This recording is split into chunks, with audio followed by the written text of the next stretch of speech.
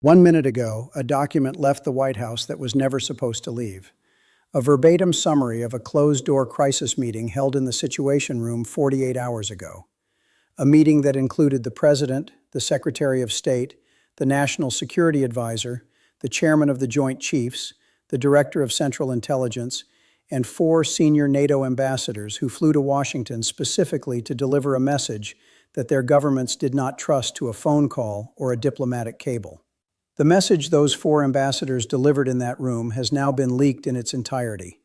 And what they told the President of the United States face-to-face in the most secure room in the Western Hemisphere is more alarming than anything that has appeared in any newspaper, any broadcast, or any intelligence briefing that has been made public since the Iran operation began. I am going to read you what they said, not a summary, not a paraphrase, the actual words as documented in the leaked meeting summary. And I am going to walk you through exactly what those words mean for the alliance, for the Iran operation, for the Supreme Court case that is now 30 days from oral argument, and for every American whose security depends on the network of alliances that 4 ambassadors just told the President is approaching a point of no return. Subscribe right now. This leak changes everything about how we understand what is happening behind the closed doors of this crisis, and you cannot afford to miss what comes next. Let me start with how this document came out, because the provenance of a leak matters as much as its contents, and in this case, the provenance is itself a story. The document was not leaked by a disgruntled junior staffer. It was not obtained through a Freedom of Information request or a congressional subpoena. According to 3 separate sources I have independently verified, the document was provided to journalists by a senior official within the National Security Council, who made a deliberate decision that the American public needed to know what was said in that room before the Supreme Court oral arguments begin. That context matters enormously. This is not a leak driven by personal grievance or political opportunism. This is a leak driven by a senior national security professional's judgment that the gap between what the administration is saying publicly about the state of the alliance and what was actually said in the Situation Room 48 hours ago is so large that allowing it to persist without public knowledge constitutes a threat to informed democratic governance. When career national security professionals start leaking Situation Room transcripts because they believe the public is being systematically misled about the state of America's alliances, the crisis has moved beyond the realm of diplomatic management and into the realm of institutional rupture. Let me give you the precise contents of the leaked document, because every word matters, and the media organizations that have obtained portions of this document are not giving it to you in the sequence and context that reveals its full significance. The meeting opened with National Security Advisor Michael Waltz presenting a 15-minute briefing on the current state of the Iran operation. According to the leaked summary, Waltz described the operation as progressing according to plan and stated that Iranian willingness to negotiate was increasing based on intelligence assessments of internal Iranian political dynamics. The 4 NATO ambassadors, representing Germany, France, the United Kingdom, and the European Union collectively, listened to that briefing without interruption. When it concluded, the German ambassador, Dr. Andreas Michaelis, spoke first. What he said, according to the leaked document, was the following.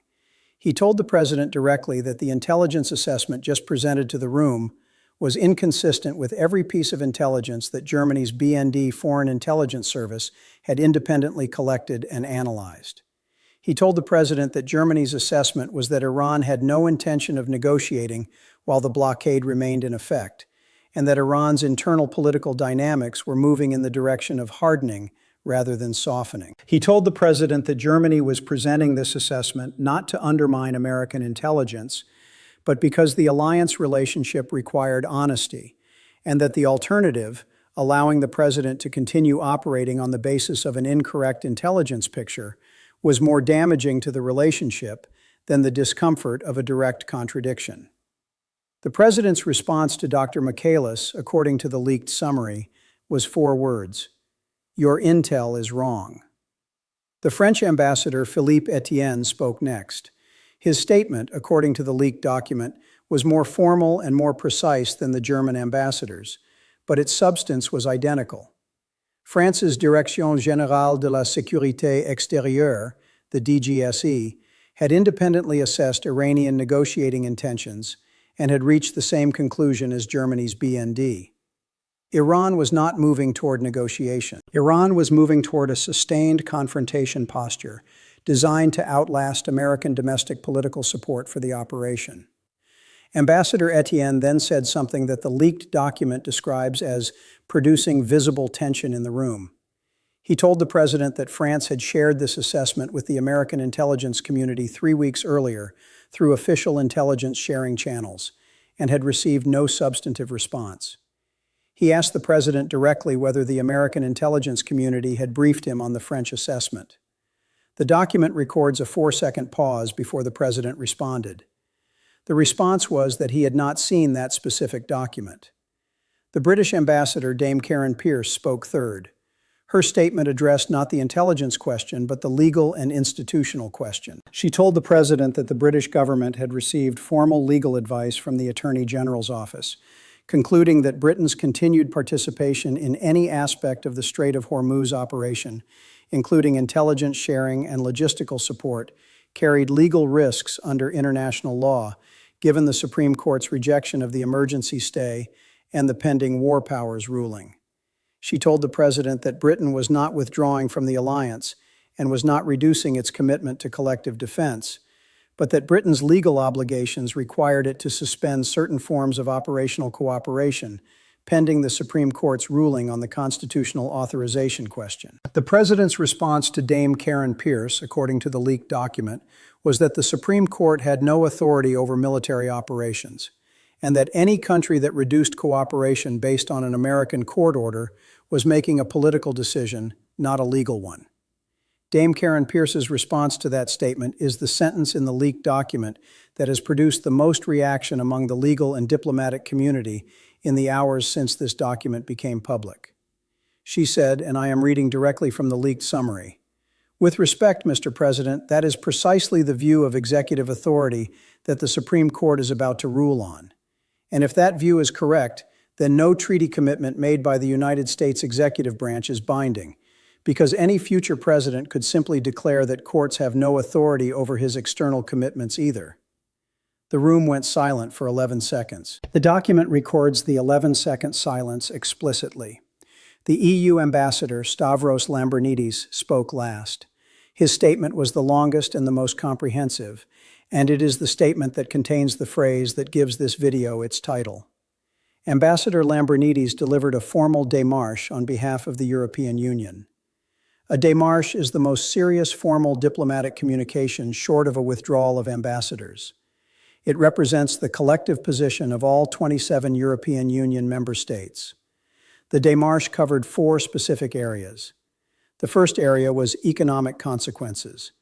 Ambassador Lambrinidis presented the President with a document containing the European Commission's formal economic damage assessment of the Strait of Hormuz closure.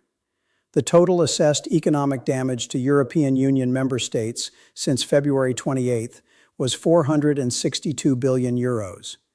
That is not a projected future damage figure. That is documented current damage as of the date of the meeting. €462 billion in 49 days.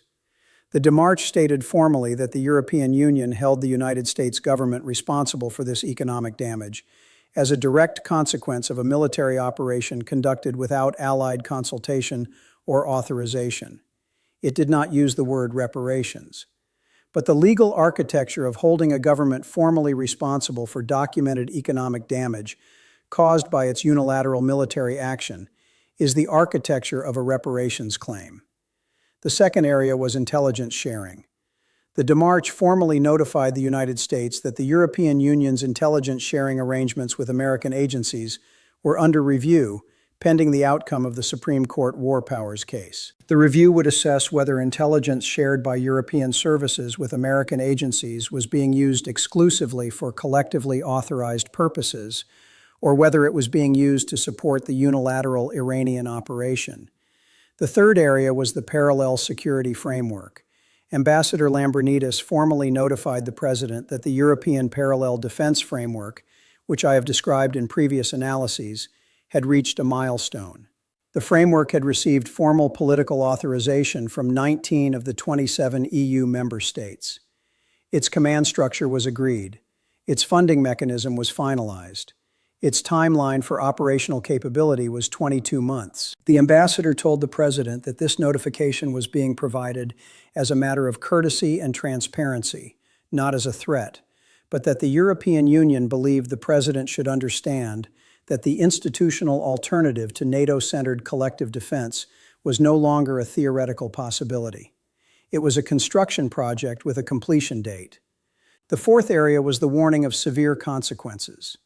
This is the phrase that appears in the title, and it is important to understand exactly what it means in diplomatic language, because the media is using it without the context that gives it its full weight. Ambassador Lambrinidis told the president that if the United States proceeded with the Iran operation without congressional authorization following the Supreme Court's ruling, and if the administration took any action to retaliate against European nations for their refusal to participate, the European Union would have no choice but to implement the full range of economic and diplomatic measures available to it under its own treaties and under international law.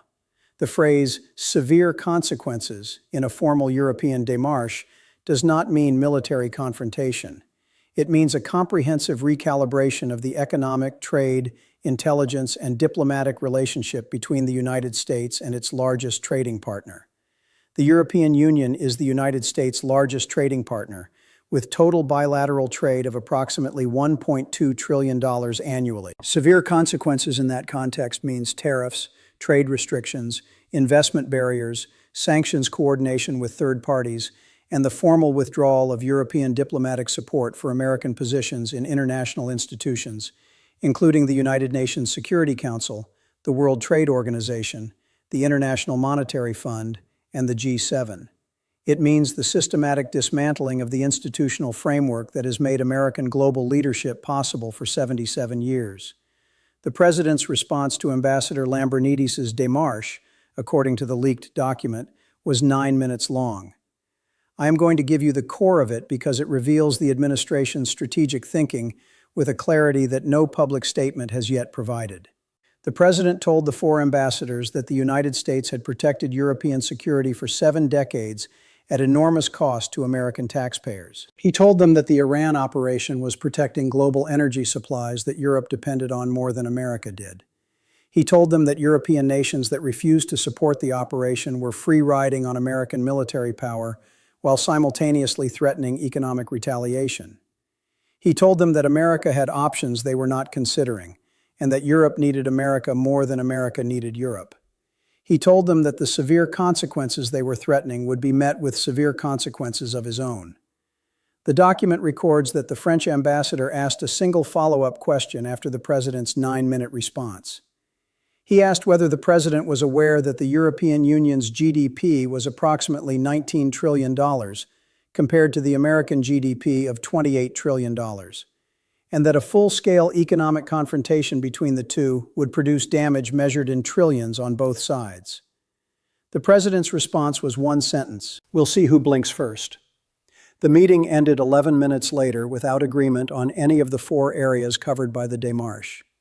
Let me now give you my analysis of what the leaked document reveals about the strategic situation, because the contents of this meeting, now that they are public, change the political and legal landscape in ways that will be felt in the Supreme Court oral arguments, in the Senate vote on the Whitfield resolution, and in every allied capital that is now processing the fact that its ambassador's formal démarche was answered with, "We'll see who blinks first."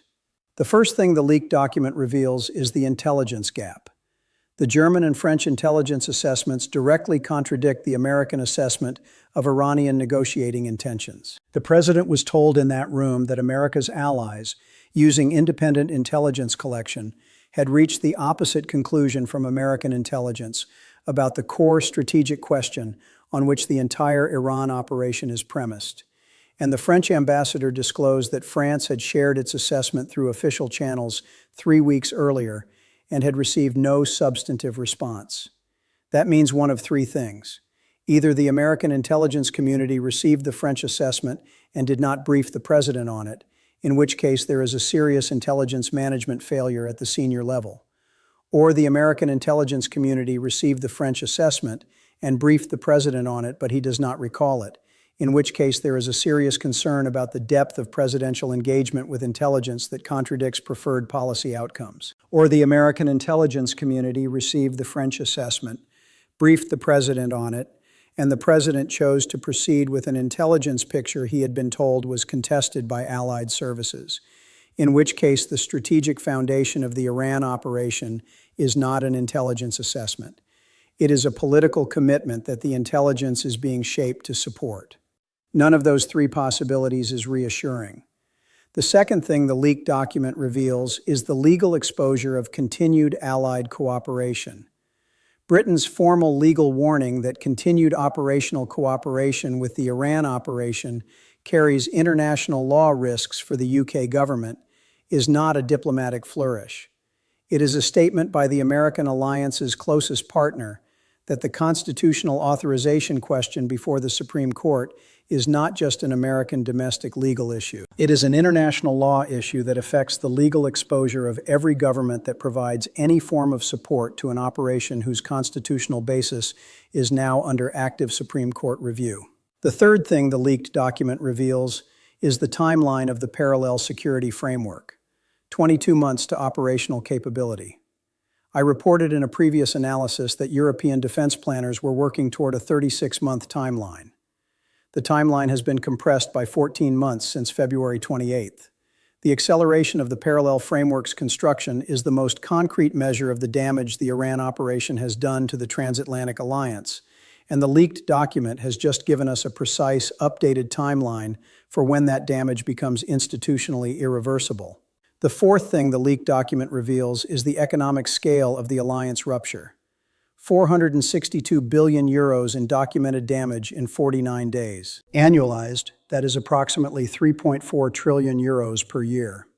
For context, the entire Marshall Plan, which rebuilt Western Europe after World War II and created the economic foundation of the transatlantic alliance, cost approximately $13 billion in 1948 values, equivalent to approximately $150 billion in current values. The economic damage of 49 days of Strait of Hormuz closure has exceeded the cost of building the entire post-war European economic order 3 times over. That is the price tag of "We'll see who blinks first." Subscribe now. The political, legal, and diplomatic consequences of this leaked document will begin cascading within hours, and the developments over the next 72 hours will set the trajectory for the Supreme Court oral arguments, the Senate Whitfield resolution vote, and the European démarche response timeline. Tell me in the comments, do you believe the president understood the full implications of Ambassador Lambrinidis' démarche when he responded with, "We'll see who blinks first"? Or is this a case of advisors failing to translate diplomatic language into consequences the president could evaluate accurately? I read every comment.